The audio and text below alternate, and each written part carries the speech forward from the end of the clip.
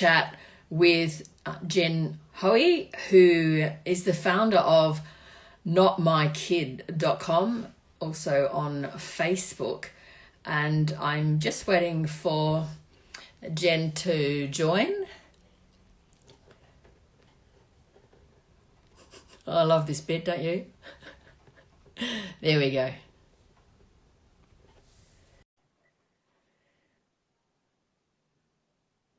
Just waiting for Jen to come on. There she Hello, is. Melinda. Hi. Hi, can you hear me? I can. Can you hear me? Yes, I can. There's always that interesting kind of few seconds where you think, is this going to work? Exactly.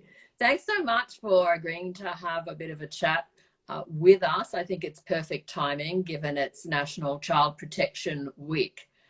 And I just wanted our supporters, listeners to, I suppose, understand the lived experience of a parent like yourself who discovers to their shock and horror that their child has been groomed by a predator, a would-be predator, and I suppose to give us some insights into what that experience was like, how you handled it, and what your advice would be to parents. So just start with, can you tell us about your daughter's experience? How old was she? What was the setting? How did this predator make contact with her?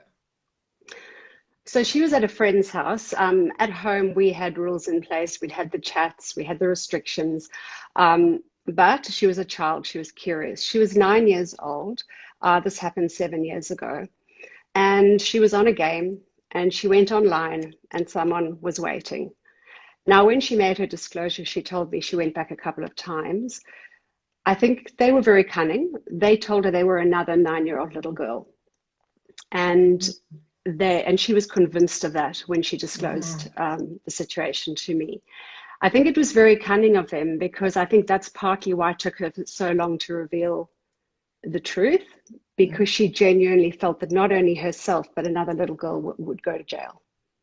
When you said she went back a couple of times, was this again at the friend's house or did she connect with this man through your home? No, it was at a friend's house.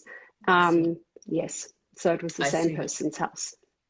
And what do we know about that particular predator? What did he tell her, and how did he rope her in? How did he manipulate her to come back and contact him again?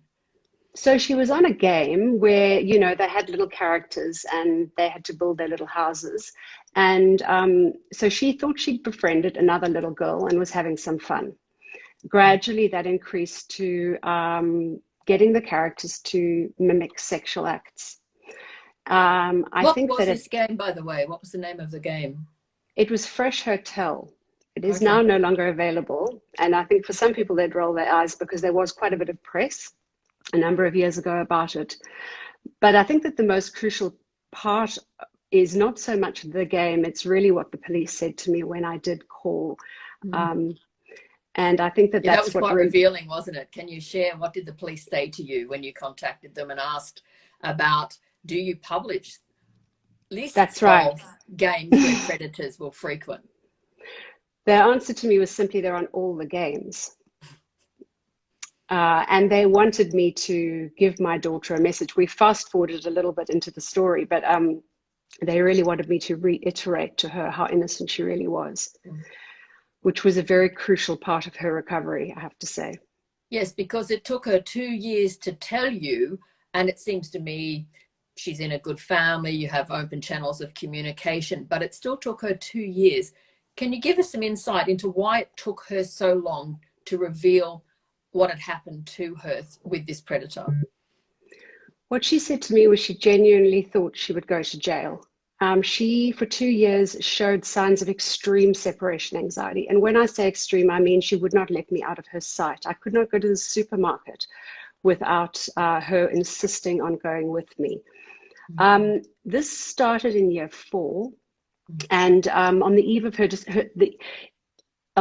disclosure, she kept coming and saying to me, "Mummy, I do not want to do interrelate," which is the sex education that they introduce in year 6. That triggered something in her, and she just repeatedly said, I don't want to do this. And I was really confused. We'd had a long journey. We'd had 2 years where she'd been diagnosed with clinical depression. We'd had to medicate her for a period of time. She was very unwell. You must have been wondering why this sudden decline. You must have been casting around for some kind of answers to this. Did you ever suspect anything had happened online? You know what? I didn't. I genuinely thought I wasn't that parent. Her stepfather is a psychiatrist. He didn't either. We kicked ourselves. But I think that when you really don't think it will happen to your child, you don't see those signs, which is really what I'm urging parents to be open-minded and never to think that it can't happen to their child. I had no reason to believe that she would go against all of my warnings and all of our little chats. We had very open conversations, but she was curious. And I think that for her, when she did disclose, she was so ashamed. She could only scribble the words on a piece of paper to me. What did she scribble to you? Game and sex. And I internally knew what she was telling me immediately. But despite my internal distress, I remained completely calm and comforted her, which she really was alarmed by. She said, why are you not angry? And I said to her, you are a child. You're a child. You're a curious child. Once upon a time, maybe we all went to look in the dictionary or find novels to try to understand our sexuality. But you were a little girl and someone took advantage of that. At that time, she still thought it was a little girl. She was like, no, it's another little girl, When Mummy. did you realize that this wasn't safe for her? What specific thing did this predator say to her that made her think, I need to get out of here, I need to get off this site? I believe, and I do have to say that she still has a very scattered memory about the entire incident, but I believe it was when she was told, if you tell anybody, we will both go to jail. So she'd only been on maybe 3 times. She'd only gone back a couple of times, and it was that quick before the threat came, and that was enough to frighten her, thank goodness, because, I hate to think of what could have possibly happened. And when I confronted the other parent, their reaction was not the one that I was expecting. They were like, well, these are just kids. This is what they do. And at that point, at that point, I had to focus on my daughter. So when I phoned the police, they gave me a word of warning, words of reassurance for her. When I told her I phoned the police, once again, she was back into a state of hysteria and fear and said, why are they coming to get me? And I said, absolutely not. This is what they said. Their words were the start of the healing process, but it was only when I was able to put the story into writing that the real healing process began. Before that, she refused to speak about it. Gosh. So 2 years ago, I decided for my own healing to write it. And she said, I don't want to know. I don't want to look at it. And I said, you don't have to. I'm not going to do anything with it. And then a few weeks later, she asked me if she could read it. And then she asked me if she could share it with a friend. And it's because of her that I'm sitting here today. A year ago, she said, Mummy, you can put your name to the story. I want other people to know. So I want to go back a little bit. You mentioned that you were kicking yourself, you and your husband, because you hadn't recognized the signs. Your husband being a psychiatrist. What were those signs, and what would you say to parents? You need to look out for this. This could be a red flag and you need to explore this further. Can you drill down into those specifics? Absolutely. She used to be a very outgoing little girl. She loved gymnastics, making slime like most 9-year-olds. She gave everything up. She started eating significantly less. She became listless. She'd ask me if I had any dreams for the future. And when I questioned her, she'd say, well, I have none. Her entire demeanor changed. At the time, I was actually expecting her little brother, her stepbrother. So I did even wonder if it was the coming birth of her little brother that was making her so distressed or had changed her. But no, when he arrived, she adored him. It wasn't that at all. But the worrying thing for me as well is that we were seeing a psychologist for that entire period. And they couldn't get to the bottom of it either. And I think that the reason why I started the Not My Kid group initially on Facebook was because I felt so alone when it happened to me. Even I couldn't even find a psychologist who could actually understand where I was coming from. And it troubled me. I wanted parents to know that you feel an immense amount of shame when something like this happens. And it's taken me many years to try to turn that into something positive. We need to be a little bit gentler on ourselves. And these predators are very cunning. Yes. Very cunning. Because as you say, there were only 3 contacts, and already this one predator gets into your child's head, takes 2 years of her life. Think of those who might have had daily contact or extensively groomed over a very long period. That's right. Yes. You know, you've given just a great insight into the manipulation and the trauma caused with minimal contact, really. Exactly. And that's why I wrote the story. Initially, I thought, well, is this something anyone's even going to be interested in? But I really firmly believe that we've got probably a lot more children than we're aware who are going through something similar. I know in the mental health field, we're seeing an incredible escalation in requests for appointments. So, you know, I question what is going on behind what's really going on. Because they don't want to talk. Now, you've given us a very helpful list of signs to look out for. I think it might also be useful to those listening to know what helped your daughter. You mentioned the very affirming response of police. What else did you do as a family to help your child work through that traumatic experience to where she seems to be going pretty well now? I have to say it took a long time. She would not talk at all. She only talked to me. She for the family did not know. The family, her stepdad knew, but her siblings did not know. They knew when the story was written. So I worked very closely with her and the psychologist. Really, it had a lot to do with providing her with that really firm place of security and compassion. But we couldn't focus on the incident. She would not go there. Right. And so you know, I'd say that the real journey began when the story was written, which is really interesting. Because sometimes when we can't verbalize things and we write things, it has an effect that we don't expect. I did not expect it to have quite this effect on her. Have you heard from a lot of parents since you wrote that piece? What kind of things have you heard? I have had parents reach out to me confidentially saying something similar had happened to their child.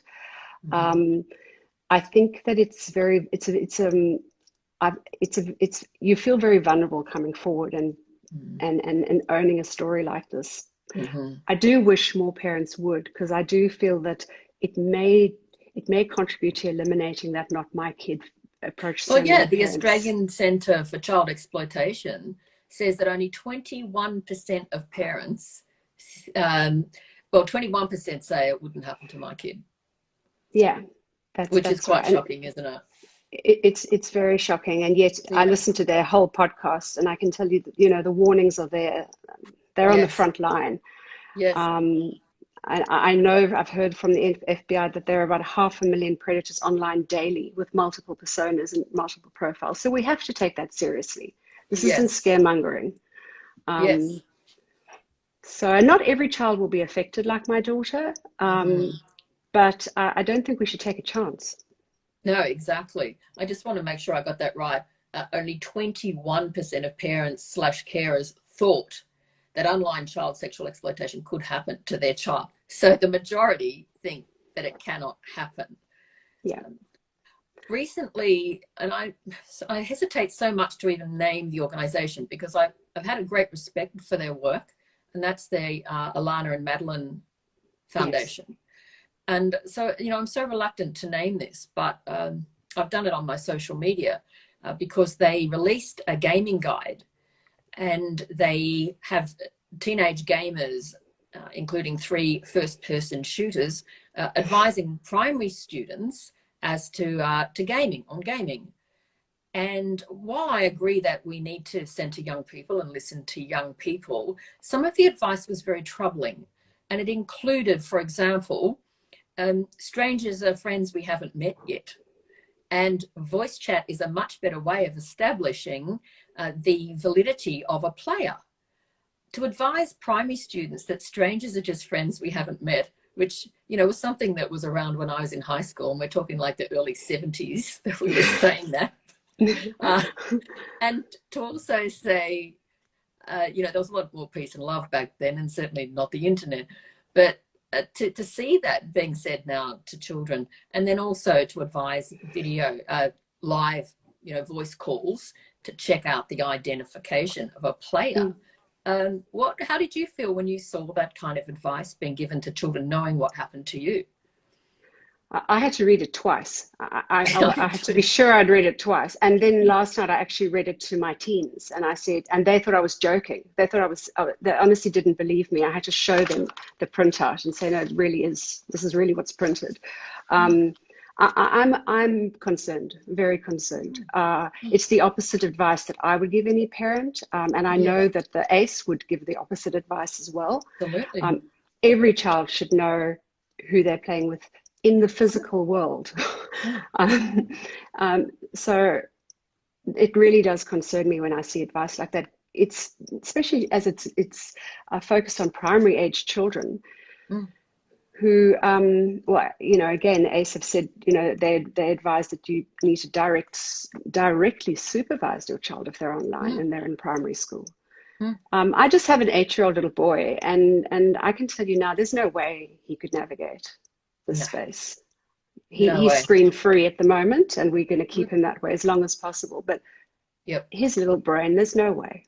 No way. On ABC Q&A last Thursday, the Australian Federal Police Commissioner Reece Kershaw specifically named predators on gaming sites. Yes, I saw that.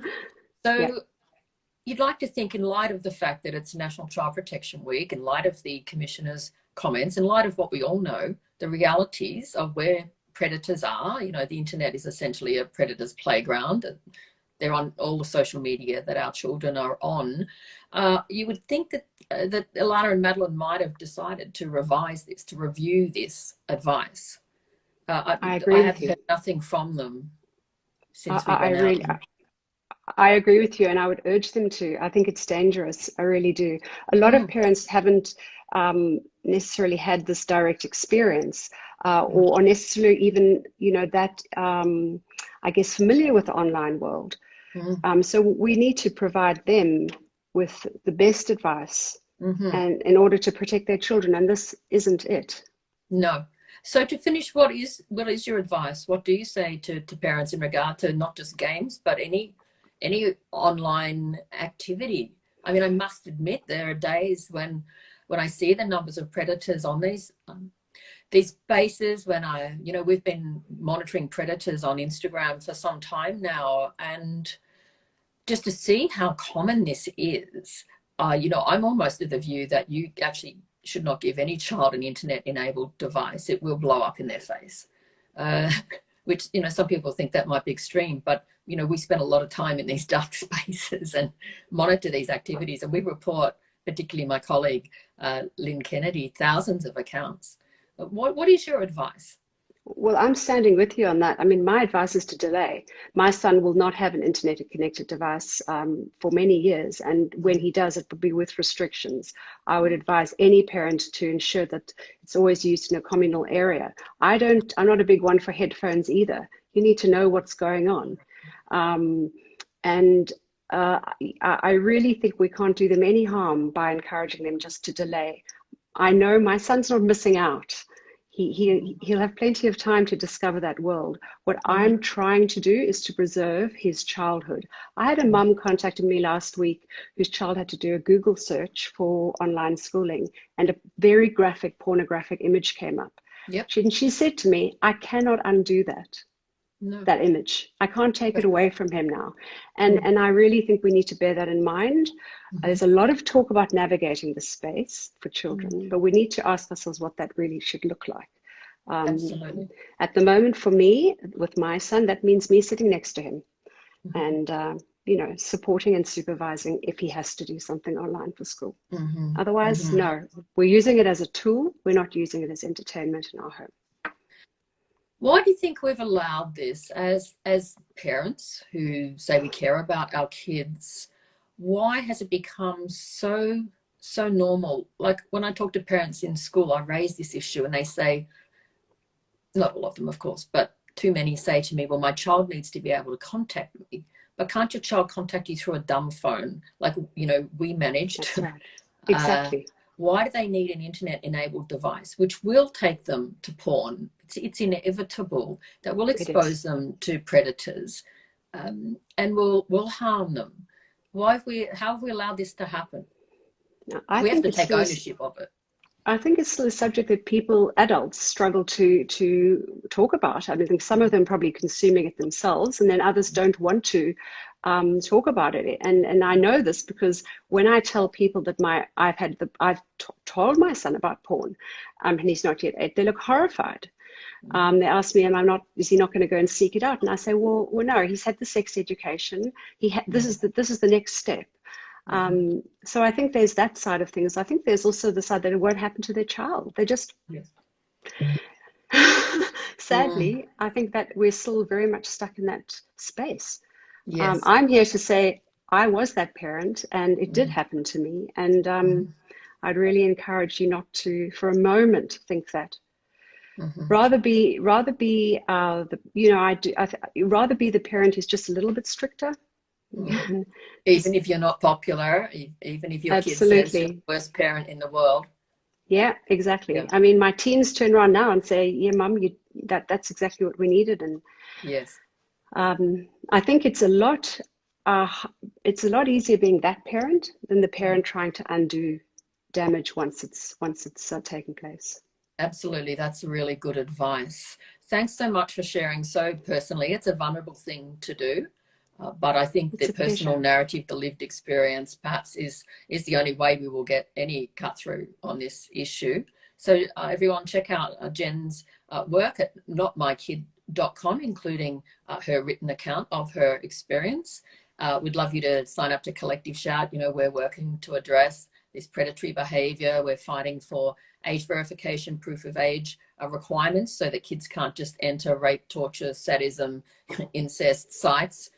And, it's going to be a collective effort. It's too hard for us as parents on our own. We need a whole of community approach here.